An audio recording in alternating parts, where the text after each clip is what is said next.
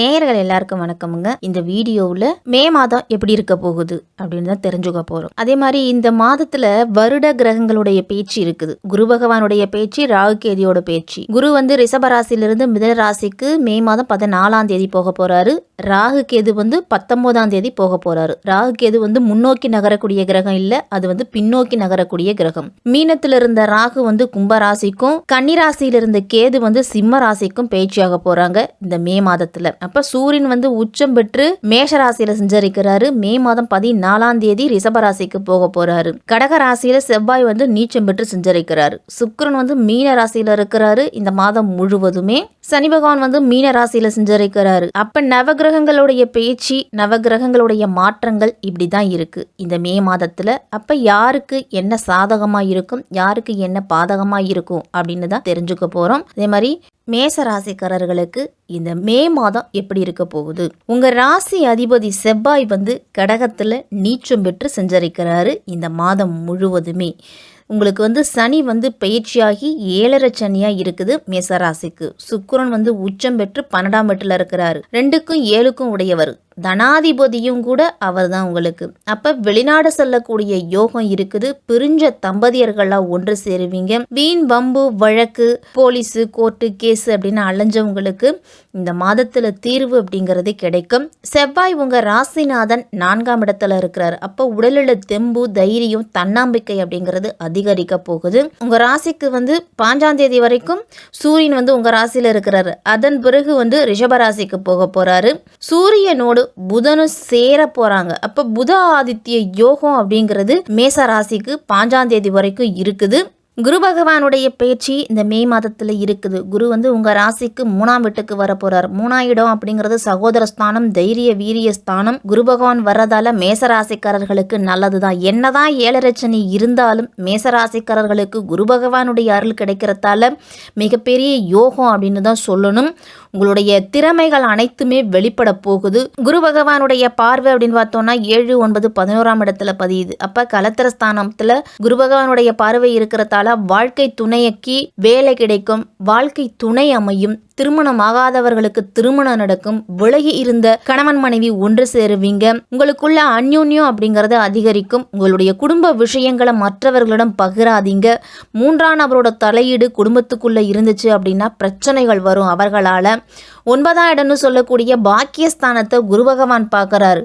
அப்ப தந்தையாரை குடிக்கக்கூடிய இடத்தை குரு பகவான் பார்க்கறதால தந்தைக்கும் உங்களுக்கும் இடையில் இருந்துட்டு வந்த கருத்து வேறுபாடு குறையும். தந்தையின் மூலியமா சொத்துக்கள் வரும், தந்தையின் மூலியமா ஆதாயம் கிடைக்கும். அவர்களுடைய உடல் ஆரோக்கியத்துல மட்டும் சற்று கவனத்தோடு இருக்கணும். ஜீவனஸ்தானம் வலிமை அடையுது அப்படிங்கறதால தடைப்பட்ட கல்வி கிடைக்க போகுது. வெளிநாடு செல்லக்கூடிய யோகம் கிடைக்க போகுது குரு பகவானால. 11ஆம் இடம்னு சொல்லக்கூடிய லாபஸ்தானத்தை குரு பார்க்கறாரு. அப்ப சிறிய முதலீடு செஞ்சீங்கன்னா கூட உங்களுக்கு பெரிய லாபம் கிடைக்க போகுது. தடைப்பட்டிருந்த வருமானம் கிடைக்க போகுது. குரு பகவான் வந்து 3ஆம் இடத்துக்கு வராரு. அப்ப சகோதரர்களிடத்துல சற்று கவனத்தோடு இருக்கணும். வேலை செய்யக்கூடிய இடத்துல சக ஊழியர்களோடலாம் மனஸ்தாபம் வராம கொஞ்சம் பார்த்து நடந்துக்கிறது நல்லது.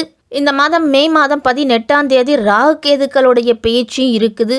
இதுவரைக்கும் உங்க ராசிக்கு 12ஆம் இடத்துல சஞ்சரித்துட்டு வந்த ராகு வந்து 11ஆம் இடம்னு சொல்லக்கூடிய லாபஸ்தானத்துக்கு வர போறாரு. லாபஸ்தானத்துல குருவோட பார்வையும் இருக்குது. அப்ப ராகு பகவானும் 11ஆம் இடத்துக்கு வராரு. அப்ப பொருளாதாரத்துல முன்னேற்றம் ஏற்பட போகுது. சனி பகவான் வந்து பொருளாதாரத்துல தடையை ஏற்படுத்தினாலும் ராகு பகவானும் குரு பகவானும் உங்களுக்கு சிறப்பா இருக்கிறதால பொருளாதாரத்துல முன்னேற்றம் இருக்கும். அதே மாதிரி ஒரு வீடு கட்ட தொடங்கி இருப்பீங்க, அது காசு இல்லாம அப்படியே நின்னுகிட்டு இருக்கும். அந்த நின்னுகிட்டு இருந்த பணியை மீண்டும் தொடர போறீங்க. அது என்ன பணியா இருந்தாலும் சரி, வீடு கட்டுறதா இருந்தாலும் சரி, ஒரு இடம் வாங்குவதா இருந்தாலும் சரி, வேலை வாய்ப்பா இருந்தாலும் சரி, தடைப்பட்ட பணிகளை மீண்டும் தொடங்க போறீங்க. பொருளாதார ரீதியான முன்னேற்றத்தால தொழிலை விரிவு செய்யணும் அப்படின்னு நீங்க எடுக்கக்கூடிய முயற்சிக்கு சிறிய சிறிய முதலீடு அப்படிங்கிறது ரொம்ப நல்லது. பெரிய முதலீடு போடும் பொழுது ரொம்ப கவனமா இருக்கணும். 6ஆம் இடத்துல இருந்துட்டு வந்த கேது 5ஆம் இடத்துக்கு வர போறாரு. பூர்வ புண்ணிய ஸ்தானத்துக்கு வர போறாரு. பூர்வ புண்ணிய ஸ்தானத்துல கேது வரும் பொழுது பூர்வ புண்ணியத்தின் பலனா கிடைக்க வேண்டிய சொத்துக்கள் கிடைக்க போகுது. சொத்துக்கள் இருந்துட்டு வந்த பிரச்சனைகள் குறைய போகுது. அண்ணன் தம்பிகளுக்குள்ள கருத்து வேறுபாடு மறையும். பாக பிரிவினை செய்துக்கலாம். பழைய சொத்தை வித்துட்டு புதிய சொத்துக்கள் வாங்கக்கூடிய யோகம் இருக்குது. இந்த மாதத்துல ஆன்மீகத்துல நாட்டம் அப்படிங்கிறது வரும். மேச ராசிக்காரர்களுக்கெல்லாம் உங்க ராசிக்கு சூரியன் வந்து உச்சம் பெற்று ராசியில செஞ்சரிக்கிறார். அப்ப தைரியத்தோடு தன்னம்பிக்கையோடு செயல்படுவீங்க.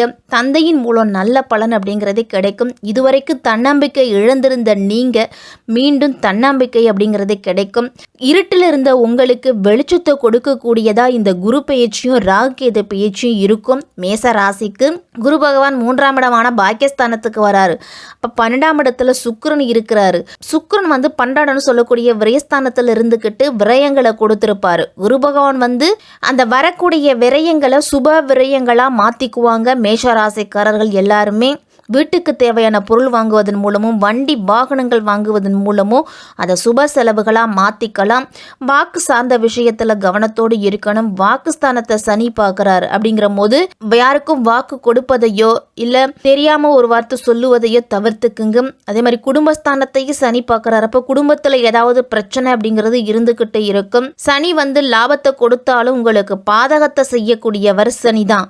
அதனால் குடும்ப விஷயங்களில் விட்டு கொடுத்து தான் போகணும். அனுசரித்து நடந்துக்கிறது நல்லது. குரு வந்து 3ஆம் இடம் அப்படிங்கிறத மனதை குறிக்கக்கூடிய இடம். அப்போ மனதில் ஏதாவது சஞ்சலங்கள் இருந்துச்சு அப்படின்னா அது நீங்கும். தொழிலில் புதிய ஒப்பந்தங்கள் கிடைக்கும்.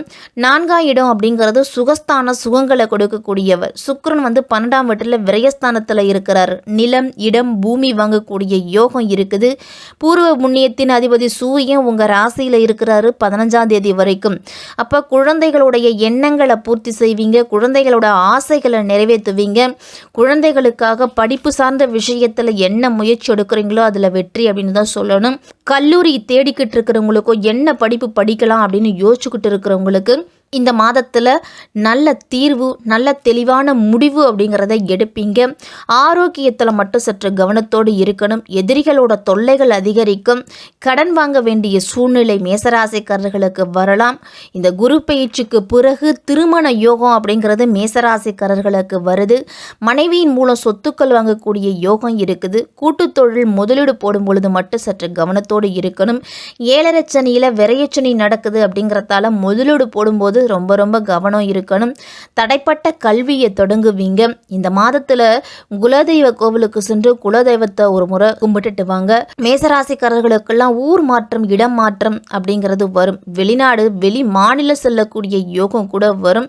அப்படி செல்லும் பொழுது அங்க இருக்கக்கூடிய சட்ட திட்டங்களை மதித்து நடக்கிறதும் கொஞ்சம் கவனத்தோடு இருக்கணும். மேசராசிக்காரர்கள் இந்த மே மாதத்துல மிதுன ராசியில குரு சஞ்சரிக்கும் பொழுது திருமண தடை நீங்க போகுது. பூர்வீக சொத்துக்களால் ஆதாயம் கிடைக்க போகுது. புதிய முயற்சிகளில் வெற்றி கிடைக்க போகுது. பொருளாதாரத்தில் நிறைவு ஏற்பட போகுது.